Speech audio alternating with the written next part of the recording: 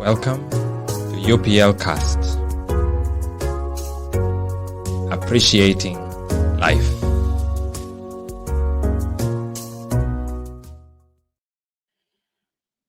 Good evening, good morning, good afternoon, my viewers all over the world where you're watching from.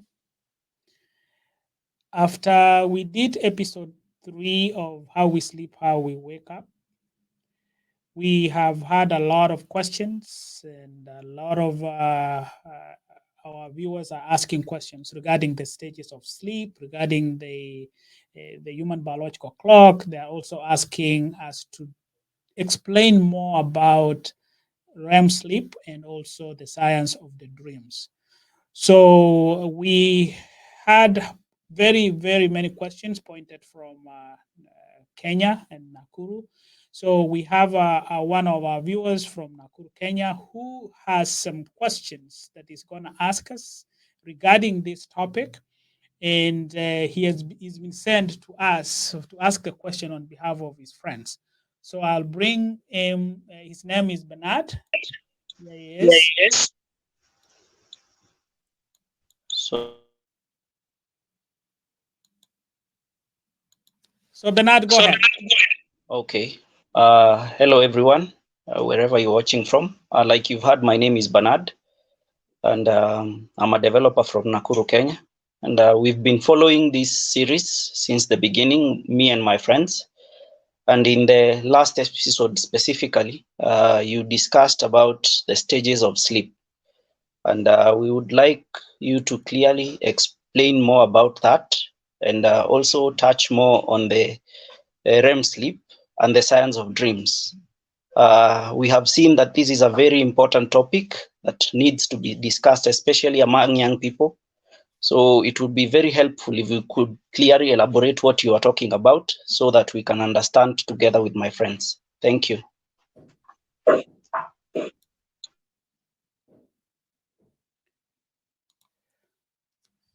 Thank you very much, Bernard, for that question. And we are going to address your questions because these questions leads us to episode 4 of our program. And from our last episode, we talked about the stages of sleep. We talked about the human biological clock. We looked at how important each hour of the day as it relates to the human biological clock is important and what it means. Now, because of your questions, Bernard, I will start by addressing each stage and giving you the benefits, and then we'll end up with talking about the science of sleep, of dreams. Because a lot of questions also, I got another listener from Australia who asked some questions that we are going to also answer. And he could have been with us, but he had some things to do. But let us start by addressing stage 1 of sleep. As I said last time, stage 1 is the lightest stage of sleep. And typically it lasts from around 5 minutes to 10 minutes. So during this stage, the body begins to relax and the brain activity slows down. This stage acts as a transition from wakefulness to sleep and allows the body to prepare for a deeper stage of sleep. So, as I said last time, if you go to sleep and after 1 minute you are knocked down and you start snoring or you start getting drowsy immediately, that is a problem because, as I said, the transition between melatonin and serotonin takes about 5 to 10 minutes. So melatonin is waiting for serotonin. Remember, I told you that serotonin is kind of light. When you hear serotonin, you associate that with light, and melatonin, you associate that with darkness. So as the sun is setting down, I mean, it's winding down the day. It's like melatonin is waiting for serotonin to come and suppress it so that it can take its course throughout the night. Stage 2, on the other hand, is a deeper stage of sleep that usually lasts for 20 to 30 minutes. During this stage, the body continues to relax and the brain activities decreases further. And however, the brain occasionally experiences brief bursts of electrical activities known as sleep spindles, and some key complexes, which helps us to protect the brain from being disturbed by external stimuli. Stage 3 and 4 are the deepest sleep, also known as slow wave sleep. During these stages, the body is in a state of complete relaxation and the brain activities is at its lowest. These stages are essential for proper functioning of our immune system, as well as for the restoration of physical and mental energy. The body repairs tissues and builds bone muscles during this stage, and the brain consolidates its memory and our emotions are processed. Now, stage 4, see, I've connected 3 and 4. Stage 4, we can call it REM sleep, which is the stage in which dreaming occurs. And this occurs after cycles of non-REM. Non-REM could be is stage 1, 2, and part of 3. During REM sleep, the brain becomes very active and the body experiences muscle paralysis to prevent acting out dreams. So REM sleep is essential for cognitive processes such as memory consolidation, emotion regulations, and problem solving. So if you wanted to solve a problem or you wanted to do, this is where things are happening. And as I said, this is a stage that is where dreams happen. Now, during REM sleep, the brain activity is active and engaged in processing information and memories, which helps to consolidate and integrate them into our long-term memory. This is why getting enough REM sleep is important for learning and retaining new information, as well as for problem solving and decision making. So, as I said, during REM sleep, this is where we're having dreams. So, what are these dreams and how important are they? I think Bernard asked that question. And I want to tell you today that dreams are a natural part of the REM sleep cycle and are thought to play an important role in our overall well being. One scientist said that we dream every blessed night, and each night that we dream, we are removing some toxins. And we are going to see this as when we go deeper into it. Dreams allow us to process and make sense of our experiences, emotions, and memories, and can provide insight into our subconscious thoughts and feelings. They can also be a source of creativity and inspiration, as many artists, writers, and musicians have reported using their dreams as inspiration of their work. So, this is how important it is. Now, what is this science of sleep? Of dreams. The science of dream is fascinating. It is an area of research that has been studied for many years.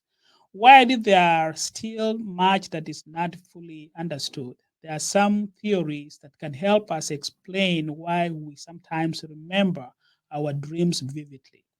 I've heard people say that they dream and they don't remember, and sometimes they dream and they remember. And what does that mean? So if you dream and you don't remember anything that you dreamt, it doesn't mean that you did not dream.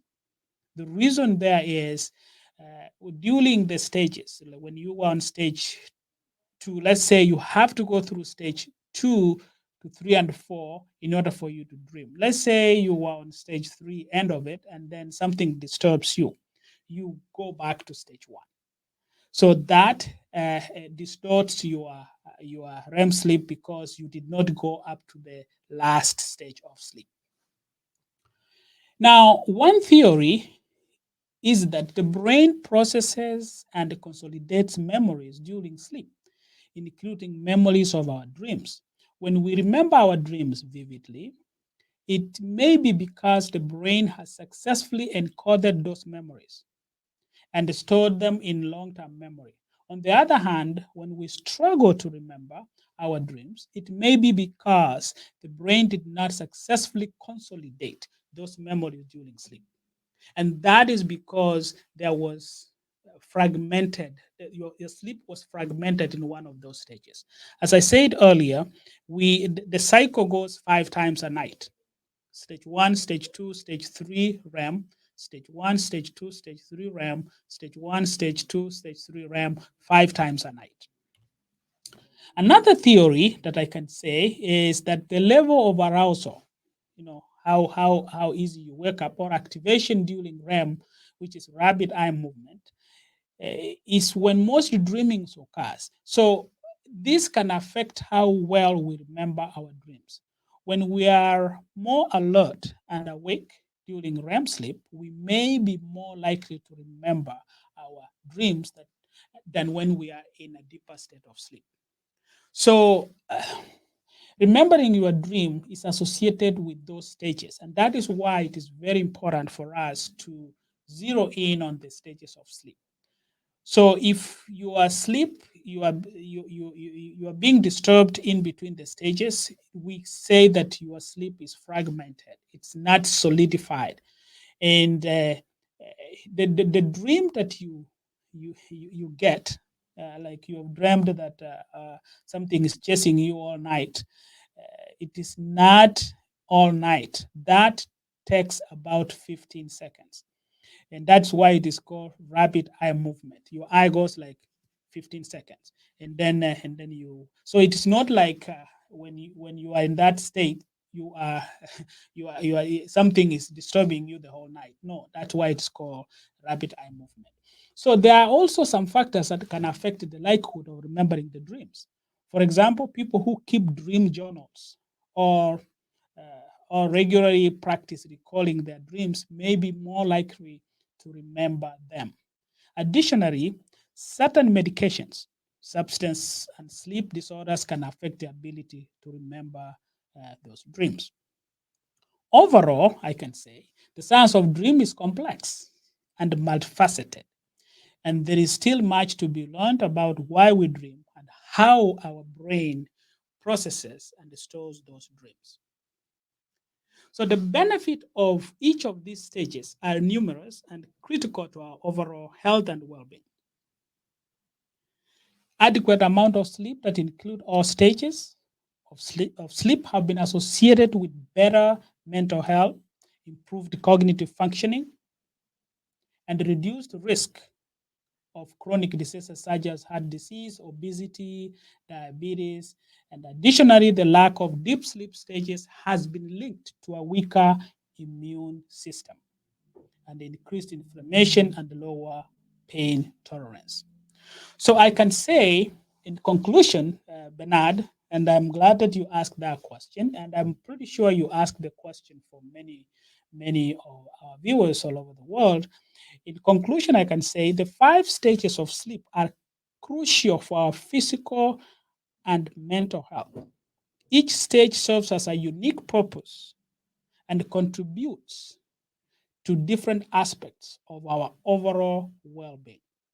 Ensuring that we get enough sleep, including all stages of sleep, is essential for maintaining good health and preventing chronic diseases. So, as we keep on listening to these episodes, which we are going to talk about, the next episode that will lead us from here is the science of naps. Naps is when you are at home or wherever you start getting drowsy. We'll talk about the benefits of naps and the effects of naps. Are you supposed to nap during the day? And if you do, how many minutes or how many hours you're supposed to nap? So, for the purpose of your questions, Bernard, I am grateful that you asked those questions. And I want to bring Bernard back to see if he has any further follow up questions. So, Bernard, do you have any follow up question?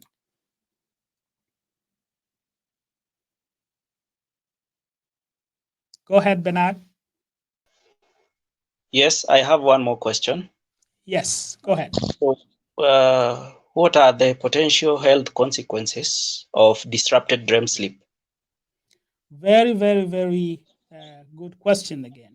So, as I was explaining, you saw me talking about if you don't have consolidated sleep and your sleep is disturbed all the time, there's a likelihood that you will have complications like heart disease. You will have complications of obesity, meaning you can be doing exercises, you go to the gym all the time, but because you are not having restorative sleep and having those, because at dream stage, that's where you remove your toxins, that's where all your